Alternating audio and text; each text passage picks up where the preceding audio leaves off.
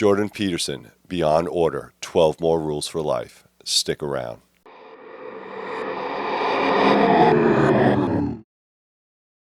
Hey guys, welcome back to the channel. Welcome back to Three River Books. So please excuse my voice. I am suffering from a cold. It is going around, so I'm trying to do the best I can. I just finished this book. I was fortunate enough to go hunting. If you are someone that likes to hang out in the woods, you know that there is a lot of downtime. So if I'm in a tree stand, I like to read while I'm there, just looking out for animals. So what I had done is I took this book to Jordan Peterson's 12 Rules for Life, Antidote to Chaos. I just finished this book, and now I just finished this one as well. I will say that this is a little bit easier read than the first book. There is a lot of vocabulary, which is nice. It also hammers home a lot of the original 12 rules for life and just kind of adds onto it in a little bit easier to read style, if you will. This book is more of a black and white copy of how to sort your life, and then this is a little bit more of a balancing act for your life. If that makes sense to you, I hope it does. It does make sense to me. I'm not going to go through all the chapters like I did in the first book, but I'll give you kind of a brief synopsis of how the kind of book is laid out and some of the stuff that he talks about, which is really nice. One of the rules, Rule 2, it says, imagine who you can be and then aim single-mindedly at that. All right, so that's rule number 2. And I will say that the biggest problem that we have as human beings is that we kind of get pushed into what other people think we should be. So to clarify that, it just means that, hey, listen, you're going to go to high school, you're going to do the best you can, then you're going to go to college, then you're going to pick a major, then you're going to get married, then you're going to have a house, then you're going to have children.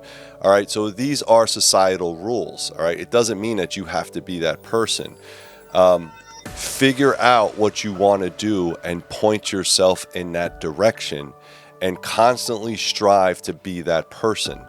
I know that sounds very oversimplified, but it makes sense. If you are not focused on what you want to be or who you want to be or how you want to be that person, then obviously it's going to take you a hell of a lot longer to get there. A lot of times we trip into a job. We trip or fall into a relationship, maybe good, maybe bad. All right, so try to be that person. All right, rule number 8, try to make one room in your home as beautiful as possible. All right, or find a way to incorporate beauty in everyday life. So there's a story in here about when he was working at the college. He was a professor, and again, like most college dormitories, they're sort of built like hospitals. All right, really incandescent light, very dreary type of picture, very dreary paint jobs, very negative space. And he wanted to install paneling. Paneling is wood, it's a little bit warmer, and if he was going to see clients or students inside that office space, he wanted to ensure that they had a beautiful or a calming place to go. Once he proposed this to the administrators, they said, hell no, you're not going to do it, etc. It's too much money, we're not going to do it. He found somebody that would do it for almost no cost, but then the administrator said, well, if you do it, then everybody else is going to want to do it, and then that will cost money. So what he settled on was for a better paint job, a little bit better lighting, and he hung art. He hung beautiful pictures of art, and it became so warm and inviting that once the administrator saw it and realized what he was talking about, that they figured out that yes, they started bringing other people in to conference in his space because it was warm and inviting. So what he's trying to say is make room for beauty in your life. The problem is, as we get older, we get so focused on the next thing and the next thing and the next thing that we kind of lose our ability to see beautiful things. All right, so I just mentioned that I was a hunter. So when I go out to the forest, I have almost a euphoric experience when I leave the city, when I leave the hustle and bustle, when I know I don't have to go to work tomorrow. All I have to do is walk into the forest and appreciate the beauty of the forest. Even if I don't get an animal, it's okay. It's a win. The way that the wind blows, the way that the snow hits the ground, the way that the trees are not the same from the last time I've been there. Appreciate that beauty. Appreciate that fresh, crisp mountain air. All those things. As children, it's a lot easier for us to see the beauty in the world because we don't have responsibilities. We have everything that our parents need to give us. They will give it to us, all right? We have our food, we have our clothing, we have our bed at night. So as children, the only responsibility is to go outside and play. And play is the way that children respond to the world, which is beautiful, and they appreciate that. So what he's trying to say is, take time in your everyday life to appreciate the beauty, because once it's gone, it's gone. You miss that opportunity. And again, as we get older, because we are so beat up with responsibility, we start to miss it. So take time for that. Rule number 12, be grateful in your suffering. All right, so this one is the last chapter in the book, and he also has a codex that you can read as well. But what he's trying to say here is be grateful for the things that you have, because you only can suffer when you lose something. If you think about it, the joy and happiness that you feel inside of a relationship is because somebody added something to your life that enhanced it. It made you feel loved. It made you feel better. It's your partner. It's your person. It's the somebody in your life that helped you out along the way. And then when you lose that person, either through breakup or through death, that's where the suffering is. Now, you can completely focus on the suffering, the part that you lost, or you can turn around and think about the gratitude that you had while you had it. And that's really what this chapter is about, is the yin and yang. It's the good versus evil. It's the ability to say, hey, listen, it's the ability to say that loss is just part of life, and that's going to happen no matter what. He even goes into, I think, one philosopher that said that he would never have children, or never wanted people to have children, because if they had children, it's just a lifetime of pain and suffering. Yes, there is, but there has to also be joy in that person's life in order to fulfill that suffering. People deal with suffering in different ways, many ways. Some are negative, obviously alcohol and drugs, that kind of thing. But you have to be a person that sees the good in the bad. Not always, it's not going to be the best. It's not going to be easy. People suffer every single day.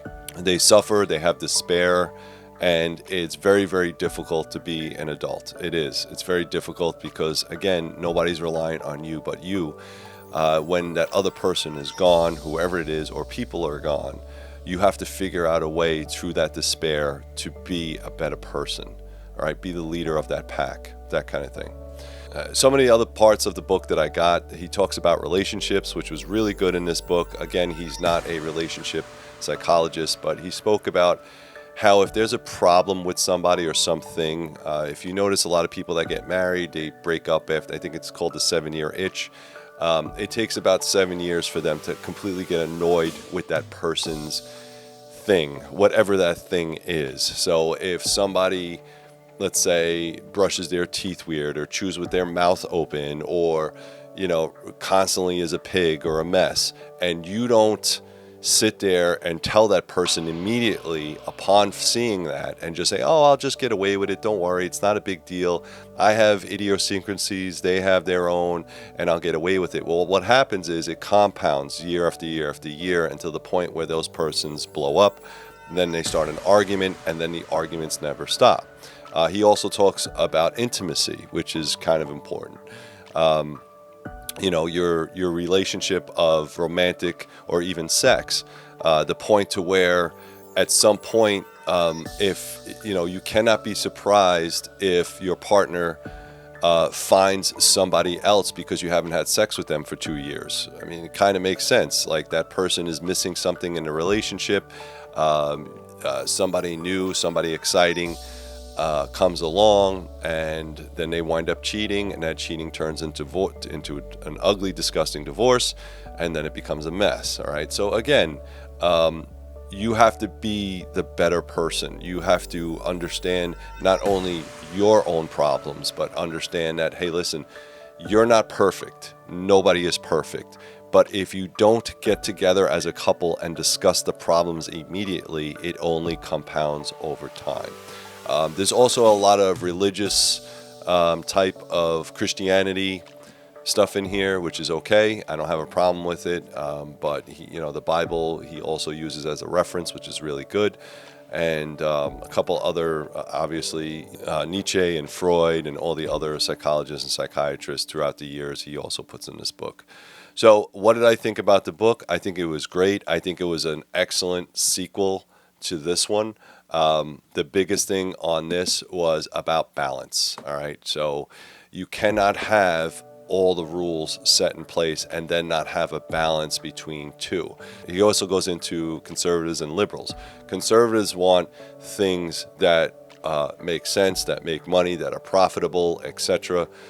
And they want it to be the same every single time, where liberals don't want any of that. They want the new thing, or maybe they see something that's not good.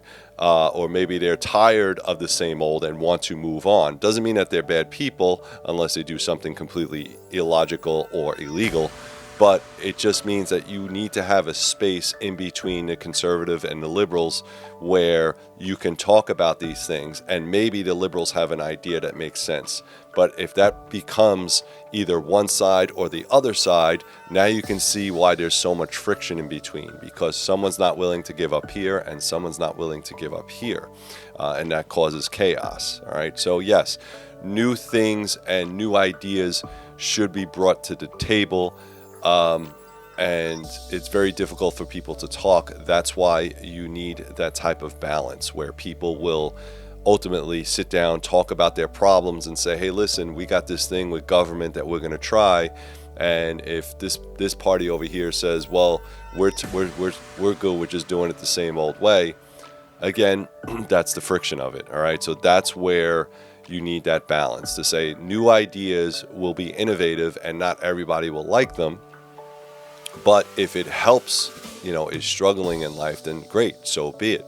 However, you don't want to go so far to the left that now nobody's working at all and all the money is being taken and distributed to the wrong people as well. So there's a balance there. So that's what this book is really about. I do recommend it.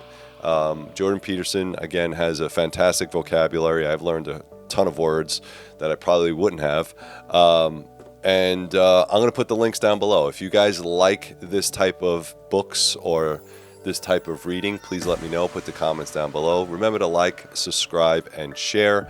If you want to watch videos like this before anybody else, it only costs you $1 a month. Go over to my Patreon page. I'll put the links down below. It costs you $1, and you get to watch this before anybody else. Thank you very much, guys, and as always, keep reading.